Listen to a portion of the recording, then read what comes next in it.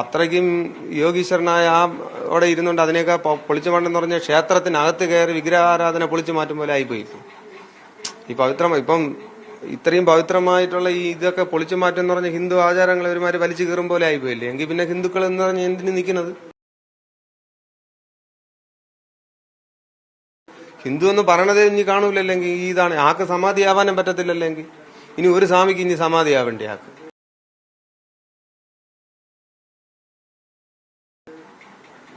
നമ്മളെ ആരെ അറിയിച്ചില്ലെന്ന് പറഞ്ഞാൽ ആ സമയം മുഹൂർത്ത സമയം തെറ്റിപ്പോയാൽ പിന്നെ എന്ത് ചെയ്യും? ഇതൊക്കെ പ്രാണായാമം ശ്വാസഗതി എടുത്തിട്ട് ചെയ്യുന്ന ഒരു കാര്യങ്ങളാണ്. ശ്വാസഗതി എടുത്ത് ഓരോ പ്രാണായാമം ചെയ്ത് ഈ പ്രാണായാമ മുദ്ര വെച്ച് ഓരോ സമയം പ്രാണനെ ഉയരോട്ടെടുത്ത് ഇങ്ങനെ ചെയ്യുന്ന ഓരോ രീതിയാണ്. അപ്പൊ ആ രീതിയിൽ സമയത്ത് ഏറ്റവും ആവശ്യം എന്ന് പറഞ്ഞാൽ ഏകാഗ്രതയാണ്. നിങ്ങളെ തന്നെ ചെന്നിരുന്ന് പ്രാണായാമം ചെയ്യുമ്പോൾ നിങ്ങൾക്ക് അറിയാൻ പറ്റും. അത് ഏകാഗ്രതയില്ലെങ്കിൽ ആ ചെയ്ത കർമ്മം കൊണ്ട് ഒരു പ്രയോജനമില്ല. വേറെ ചിന്തകളോ വേറെ ഭാവങ്ങളോ വേറെ എന്തെങ്കിലും കാര്യങ്ങളും അതിനകത്ത് ഇന്ദ്രിയങ്ങളിൽ കൂടി കഴിയുമ്പോൾ അതിലോട്ടാവും പിന്നെ ചിന്ത.